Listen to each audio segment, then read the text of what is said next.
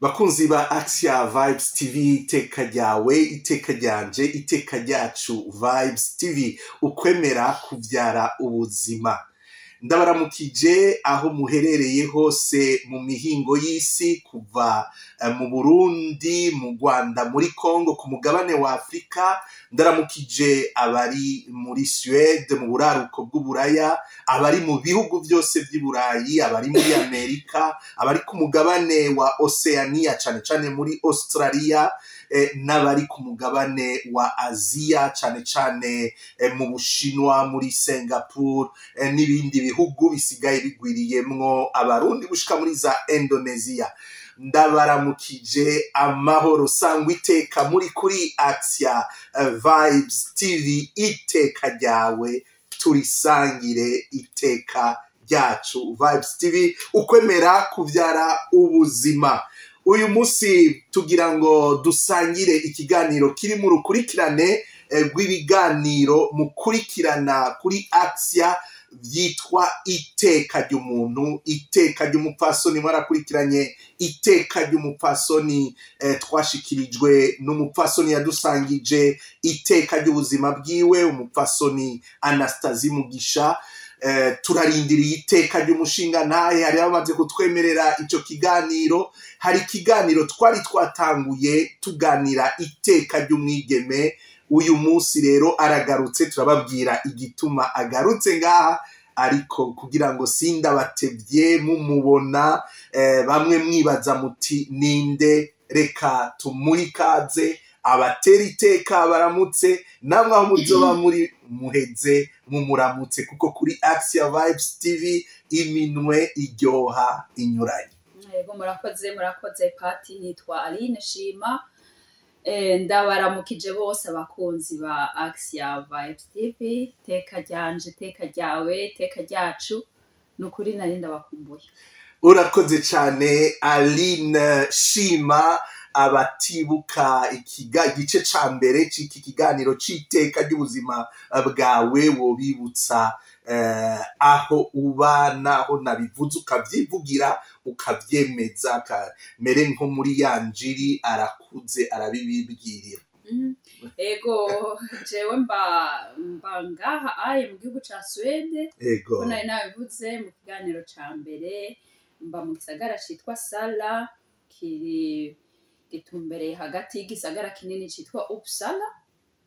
n'ikindi citwa Västerås. ego cyane. Murakoze gose bakunzi ba Axia Vibes TV, nibaza ko muri benshi muzokurikira iki kiganiro mugaheza mukagisangiza abakunzi, abagenzi ku migabane yose y'isi, ko nibaza ko Aline afise abavukanyi, afise abagenzi ku migabane yose y'isi. Ego, uhereye i Burundi no gushika mu bihugu vyinshi cane, kandi muzobivyandike muri commentaire. Abantu bose muzobona kino kiyago. Mu kiganiro ca mbere rero twaragarutse ku kungene ubuzima ari katihabwa. Hari amajambo rero usanga abantu bagiye baravuga gutyo bahanahana, tugatinda tukayoberwa insiguro y'ayo majambo. Muri kino kiganiro c'iteka ry'umuntu, uyo muntu uyu munsi ni umwigeme yitwa Aline Shima. Mu kiganiro ca mbere c'iteka ry'ubuzima bwawe twaragarutse ku kungene ubuzima ari katihabwa. Mbega iyo tuvuze iryo ryungane tuba tuvuze iki, uvyerekeje kw'iteka ry'ubuzima bwawe, mutumire wacu uyu munsi? Ko ubuzima ni katihabwa Pati, kuko kugira umuntu abeho ntavyiha. Ego. Umuntu abihabwa n'Imana, kuko Imana iramurema, Ego cyane. amuremera mu bantu yateye iteka, kuko umuntu ni ikintu, umuntu mu biremwa vyose Imana yaremye. Bavuga bati, nkuko tubizi mu bemera Imana, ko yamwishushanijeko. Hama umuntu akavuka mu bavyeyi babiri. Ego. Nkaba rero nshimiye nabo bavyeyi banyibarutse, ndashimira n'ababibarutse nabo bariho muri jewe muri iki gihe ego nkaba ndiho rero ku bwabo. rero iyo uvuze uti ubuzima ni katihabwa uba uri kuratangarira ingene ubwo buzima bwawe bwatanguye hano ku isi mbere wewe ukaba unatuduganye gushika wa musegonda bwasamwa ego bukaba mu gitereko c'umukenyezi yitwa mama afadikanije n'uwundi yitwa papa ego kavuga uti nabo sibo babwihaye barabuhawe muri kino gihe rero muri iki gihe turi muri uku kwezi kwa 11 ukwezi kwa 11 go cyane ukwezi guhambaye cyane duheza tukabibuka mpeza nkabibuka jewe abo bavyeyi batewe iteka ryo kundonka ngaheza nkabasabira cyane mu nkuka za misanjamwo ngaheza nkabibuka ukabibuka ni n'uburyo bwo gukenguruka mu kwemera katolika turazi yuko inkuka ya misa itwugururira ijuru kuko imisa ni Yezu Kristu nawe akaba ari we rembo ry'ijuru igihe duhereza rero imisa tugahereza abacu bashengeye turiko tubashira mu ushobora kubajabukana akabashikiriza data uko niko tuvyemera muri Eklezia Katolika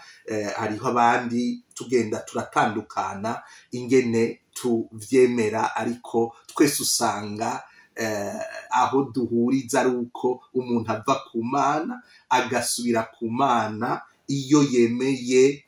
muri ayo magara yiwe make guca mu nzira iyo Mana imwereka twebwe iyo nzira rero tukaba twayihishuriwe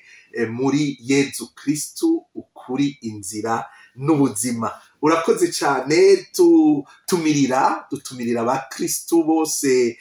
katolika bari mu badukurikirana ngaha turi kumwe n'abamisurima turi kumwe na bene wacu bari mu mashengero yemera Yezu Kristu ariko batari muri Eklezia Katolika nabo nyene turabaramukije barafise ubucuti nyene bagumana ubucuti n'ababo bashengeye ariko abadukurikirana ari abakristo katolika bibuke ko kuno kwezi ari ukwezi kukwibuka kugusabira ku buryo budasanzwe tuzirikana ku buzima bw'abadutanze kurenguka kuko turagumana muri ryasangira ry'aberanda. Rero umukama abandanye aho uburuhukiro bwiza abacu bose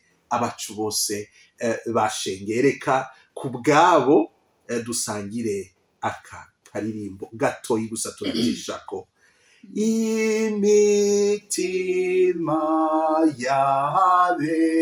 y'aberanda yamiri mu minwe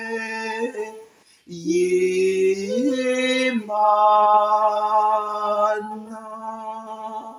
Dufashanye kuba beranda kuko imitima y'aberanda yama iri mu minwe y'Imana. Rero Aline Shima ni wowe turi kumwe kuri Atia Vibes TV. Iteka ryawe, iteka ryanje, iteka ryacu. Vibes TV, ukwemera kuvyara ubuzima, ukwemera n'ingabire duhabwa n'Imana, umuntu akayibuka akenguruka abavyeyi bavuze ego kugira ngo abeho. Warahejeje uratuye ati ubwo buzima nubwo gushima, urumva urabushima mu kwibuka ababuguhaye, uca uratugirira isezerano. Iri sezerano rero reka turicisheko kuko kuri Atia Vibes TV ntituyaga amasigara cicaro. Bakunzi ba Atia Vibes TV, muciye mwibuka iryo sezerano. Aline Shima ati ego ndahimbaza ku buzima ariko atihabwa, ariko ngo bwarahatswe kunyiyaka. Abashaka bafise inyota yo kubimenya baraheza bagume kuri Atia Vibes TV bambwire ko bafise iyo nyota. Babaye benshi rero babidusaba, umubagwa n'uyu tugire ku muriri Aline Shima. ego nari mvuze ko mpimbaza ubuzima kabiri mu mwaka ariko nk'uko bisanzwe abandi bose babigira baribuka hariho abahimbaza hariho abavyibuka mu mutima bagasenga bagakengurukira Imana hari ivyo twita anniversaire donc aho umuntu yibuka aho yavuka aho yashika kw'isi abavyeyi bamwibarutse narahejeje rero ndavuga nti jewe nibaza ko ntari umwe mugabo reka nivuge jewe ko hariho ngira abo twoba dusangiye uko guhimbaza ubuzima kenshi hariho ubuhimbaza rimwe kabiri na gatatu jewe rero navuze ko ndabuhimbaza kabiri ndibuka ko n'umunsi umwe turi mu butumwa bwa misi yose hari umupfasoni yikamaje ati none ngo uvuka kangahe ubu rero natege ugutwi uvuka kangahe kuko kenshi iryo vuka ryo mu kwa gatanu tariki 22 z'ukwa gatanu ndahora mpimbaza ivuka haba bagaca bamwe bakangratirera abandi batoya nyine none ntavuka mu kwindwi yaravuka mu kwindwi nivyo tuzi bagaca rero bambaza ati none wovuka kangahe jevuka kabiri tubwire hama rero ntusivye mu kwa gatanu tuza mu kwindwi ariko rero amavuko nayo mu kwindwi n'amavuko y'abavyeyi banyibarutse ari mu kwindwi hama ayandi mavuko rero special nayo mu kwa gatanu kwezi kwa rusama uti rero vyagenze gute ukwezi kwa Bikira Mariya kwezi kwiza cane uko kwezi rero niko nibukira ko ivuka rya kabiri niko ndavyita kandi niko ndabihimbaza mu buzima kuva muri 2012 natanguye kubuhimbaza 2013 araciye imyaka 11 ubuhimbaza 12 narayikwije ngene rero vyoba vyaragenze muri 2004 aho wari Burundi narindi Burundi kuko nashitse ngaha muri 2004 mu kwezi kw'indwi niho nashika ngaha muri iki gihugu cyo muri Sweden urahamaze kabiri umwana yavutse yarahejeje amashuri cyane hariyo ama student ugendamwo utwana waratureze waratwaramiye narabaramiye muri uwo mwaka wa 2004 rero nari Burundi hariya muhira hama rero ndagwara fatwa n'ingwara ikomeye cane barantwara kwa muganga muhira muri ico gihe twari tuheruka kubura umuvyeyi mama cane mu kwezi kwa mbere ntaro de janvier itariki 2 z'ukwa mbere mama niho yari yitavye Imana imutwakirire hama jewe rero cafatwa mu kwezi kwa kabiri mfatwa mvomisa cane gose amaraso ndagwara ingwara kayibira bahinga kuko nta hantu na hamwe nababara narafashwe danku gutyo nyene ndamererwa nabi ubwo rero barantwara kwa muganga muri kwa karede biramera nabi donc abaganga baragerageza burasubira buraca hama bica biranka garura amate skol ku magara yacu n'umukutsa kivi akimana tuzaniye uragahora uragira neza tubandanye hama rero birabayobera barabura uko aho ivyo bintu biriko birava niko rero ku muganga yaravuye kwiga hanze kugira 3e cycle niko bavyita mu gifaransa avuga ati iyo ngwara jewe nayize mu bitabo ntayo nari bwabone donc iri mu muntu gutoye donc hama ati kandi rero ikibabaje nta n'umuti uhari wo kwa leta wo guhagarika ayo maraso ego ati nico kintu kigoye ati kuko aya makanda ntiyakora akunda gushika hano ego hama rero za ngwara zitaba zimenyerewe ego muri ico gihe rero niho abo tuvukana n'umuvyeyi papa yarasigaye bavuga bati nta kundi ubwo rero baritegura kwakira ishaka ry'Imana kandi mwari mwejeje kubura mama twari duhejeje kubura mama baravuga bati rero baritegura kwakira ishaka ry'Imana bati naho Imana kandi koko harabaye naho Imana ego hama niho rero ntatevye bamaze kubona uko oye haboneka umumarayika niko novuga niko ndavyita umumarayika w'umunyeshuri yariko arandika ibitabo arandika igitabo muri bake abanyeshuri baba bari muri wa karede biga medicine ego aravuga ati hariho umuti waje kuvura waje kuvura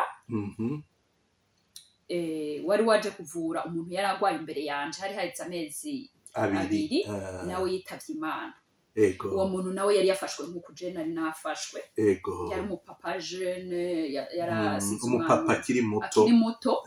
yaravyaye rimwe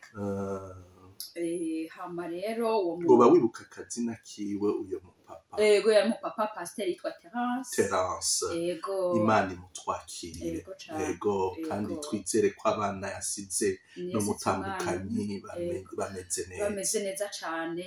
umuntu we yitwa Jo ndamuramutsa cane mwana mpetsagire ego Jo umwana wa Feu Terence turabaramukije gose gira turaza kubagerako cane ego hama rero uwo munyeshuri aramurikirwa na mvugana mutima mweranda ego araheza rero aravuga ati uwo mushinga nta yari yitavye Imana umudamu wiwe yari yatumye ku muti muri Kenya aho yafatwa kubera yakora ahantu vyoroshe kuwutumako yakora muri HCR indege zaraza kenshi abariko baratukurikirana mwumve neza urafashwe n'ingwara itamenyerewe abaganga barabonye yuko bahora bayibona mu bitabo gusa ati kandi ngaho i Burundi ntishobora kuvugwa ego haje umunyeshure babanyeshure bo muri campus Kamenge ndaramukije abari muri ico kigo ca campus Kamenge abahaciye abariko barahaca umunyeshure yaragiye mu wa kane muri ico kigo n'abandi bose bitegurira kuba abaganga hacamwe umwe ariko arandika igitabo araheza arabona ingwara urwaye atahakuzi kiretse ko mu gutegura abaganga babategurira kubona umuntu nk'umuntu yaba yirabura yaba asa n'umuhondo yaba ari mugufi yaba ari muremure kumubona mw'agashusho k'Imana yatuvukanishije akubonye acaribuka ati hari umuntu yari yazaniwe umuti uvuriye ingwara uwo bari bawuzaniye acarashengera kwari kugira ngo abo turi kumwe mu byumve neza ego duga kwijambo donc uwo bari bawuzaniye basa uwo muti washitse nawe yamaze gushengera ego hanyuma uwo mufasoni wiwe aca arawutwara muhira ego uwo muti arawubika hanyuma uwo munyeshure ni nk'Imana nyene uwo mumarayika araheza arasangaho muri dosiye yiwe yari ikiri ngaho ntibari bwayikuremwo arasangamo telefone y'uwo mudamu wiwe y'uwo mupfasoni yaje gupfakara ego bakunzi ba Action Vibes TV mukurikirane neza ndumva ko biratwereka ingene Imana inzira zayo zigoye gutegera ego arazana iyo nimero de telefone y'uwo mumama arayiha uwo tuvukana bari bangwaje arayimuzanira aramubwira ati ndatoye nimero aramwexplica nyone aramusigurira yuko iyi nimero ayikuye ahantu ku mumama yaheruka kubura umugabo nawe yari yagwaye nk'uku ariko we yari yaronse umuti amubwira ati murashobora kumutelefona mukamubaza ko yoba farumasi yoba yarawudandaje ko canke ko yoba yarawutaye canke ko yoba arufise yarawubitse ati kuko ayo ma possibilité donc ati byo byose birashoboka urashaka kumenya ingene iyi nkuru yabandanije ni mukanya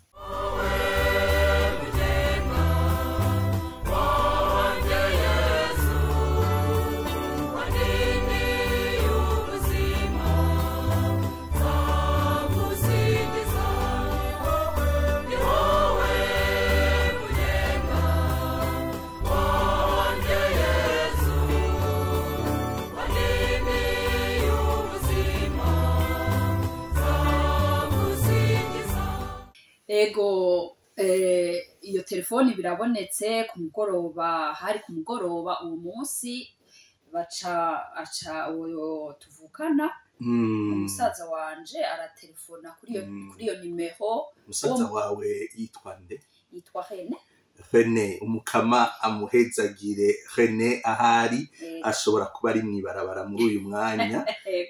nkunda kumuvugisha kenshi ari mwibarabara Imana ikingira abantu bose bari mwibarabara batwaye imiduga mitoyi na minini yego Rene rero aratelefona umupfasoni ari ku mugoroba aramubwira uko bimeze aramubanza aramusuhuza nyene urumva yaheruka kumva umuntu aheruka kubura umugabo araheza rero amubwira igituma mu telefone ati turagwaje ngene aramuvugisha ati bari batubwiye ko hari umuti mwari mwaronse ibintu nk'ivyo uwo mupfasoni aravyumviriza ati yo namwe mugwaje gutyo ati none mwoba murihe mwoba murihe ngo ati umuti ndawufise hano mufite Rene arahamagaye umuntu ataho bazinanye amubwira ati woba waragwaje aherutse kubura umugabo ntiyamushibuye ati yacuncurira yaramwumvirije yaramwumvirije asharamubaza ati yo namwe mugwaje gutyo ati nukuri ati bonne chance umuti rero sinawudandaje kuri farumasi ati sinawutaye umuti ndawufise ngahamuhira ati mwumbwira aho muri ngo ndawubazanire ntiyavuze ati ni muraza kundondera ababwire kwa kundi mu mico yacu y'ikirundi y'umuntu uza gukeneye ko ikintu ubandanye umubwira genda uzogaruka yaciye ababwira ubwo nyene ati muri hehe ndawubazanire maze kumubaza aho turi ngo awuzane namubwira ati turi muri wa karede niho turi ati mukanya ndaza gutelefona acaramuha telefone yiwe yamubwiye aho hantu harakenewe rwose acaramuha barahana donc amatelefone kugira ngo niyashika ku bitaro byorohe kumutora kubera yaramurangiye na chambre twari nari ngwariyemwo ego mukanya jewe sinamubonye kuko urumva kubona ntivyari kirenga ariko barambwira ko yaciye aza akaza akawuzana akadusanga mu cumba akamusanga mu cumba agaca arawuzanye uwo muti rero umaze gushika baca bararondera uwo muganga yari karankurikirana barababwira bati nk'igitangaza ati wa muti turawuronse muganga ati mukuye niho guca rero bavugana nyene ingene uwo muti wabonetse muganga ati murare musenga kugira ngo turabe ko uwo mwana yoramuka niyaramuka hariho possibilité yuko hariho amahirwe yo kumufasha atejo kubera sinoza kumutera mwijoro ndashobora kumutera ejo mu gitondo muganga ati ni murare murasenga ego yarabona ko hariho ico gihe atari iciwe ahageza abona ko ushobora kutaramuka ego hama rero barasenga je gusenga ngira ntivyari kirenga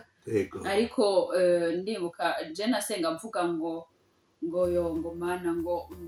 ntiworeka ngo nkabaho ngo naho ngo ninapfa ngo nimuzonshire impande ya mama ko navuga ngo bazompambe impande ya mama ego wari ukibabaye wari bwakira urupfu rw'umuvyeyi navuga naguma nsaba ngo bazonshire impande ya mama muga nyene bagaca bankutsa bati cyo kuravuga wowe wavyumvise yati nupfa mugabo ntarabibona kandi amatwi y'umugwayi rero burya abazibutse cyane ego arumva utuntu twose nuko wongorera abateze amatwi y'icu muri ko muravuga ko muramuvuga kandi byari byo baba bariko baramvuga bavuga bati hafi umuganga kaza abantu benshi nyene baza kumusezera bagatelefonana bakaza n'inzo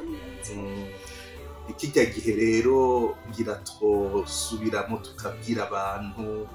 baja kuraba umuntu agwaye yitwa ko ageze kure ko bogenda n'ukuri baciye bugufi basavye kwemera kuko ugutwi k'umuntu aremvye kurumva n'ijisho ryiwe rirabona rikanasoma n'ibiri mu mutima w'umuntu n'ikizanye umuntu ego hanyuma rero biheze buraca muganga araza araheza barantwara muri bloc kubera bawunterera muri bloc ego hanyuma rero b'abanyeshuri baraza nyene baraza kuraba biga nibaza ko muri ico gihe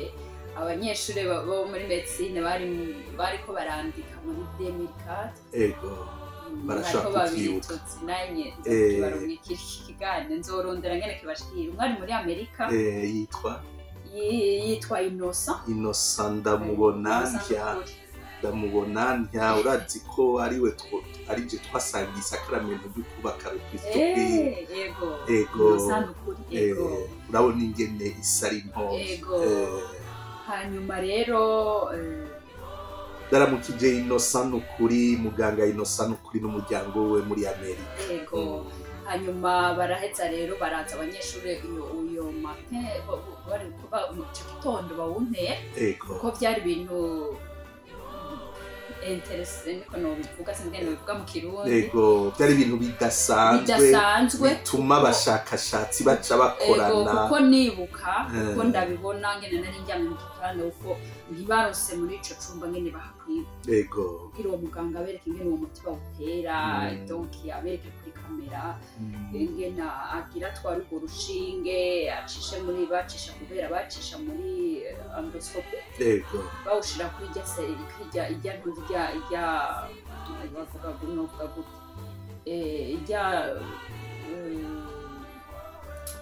ujya mugozi sinzi ko mugozi ni ikintu bacisha iyo bariko barapima umuntu agwaye estoma canke bamukisha donc iyo mpuze ni bawushira baraheza rero bariga barandika kuri nibaza ko banditse ibintu byinshi amen biragenda neza umuti biragenda neza kuko muganga yivuga ko yavuga ngo simbuje sinze kubuja ko numva nta anesthesi bantera baravuze muganga yarambwiye ati ntuze kubuja ko ubujije na gatoya dushobora guhusha ngatera hatariho ko n'ubundi ntukira turaheza rero na twari kumwe baransenga ntuze kubuja mugasi nashobora kubuja nta n'iguvu nari mfise je navuga nti ariko inkiza simbuja ndababwira ko ntaza kubuja kandi byagenze neza uyu munsi rero umuti warabonetse iyo maraje irahagarara turashima Imana barakinguruka nuko tubandanya dushima ndava mu bitaro yego cyane nukuri n'ibitangaza by'Imana bantu muri kumwe dukurikirana kuri Axia Vibes TV turiko dukurikirana intahe y'iteka ry'ubuzima bw'umwigeme Aline Shima turabona umuntu ahagurutse atambuka twebwe tukamubona gutyo ariko ntitumenye inzira umukama agenda aramucishamwo murumva ko iteka ry'umuntu Imana irimuha iciye ku bandi bantu turiho hano kuri ino si kugira ngo tube ikiraro c'ubuzima ku bandi. Reka mu kanya tuce tubandanya iyi ntahe, mukayikurikirana, ntimuzoyicire hagati, kuko uzohakura ukundi kuntu, uzohakura ukundi kuntu ushobora kuraba, kwakira no gushima ubuzima urimo.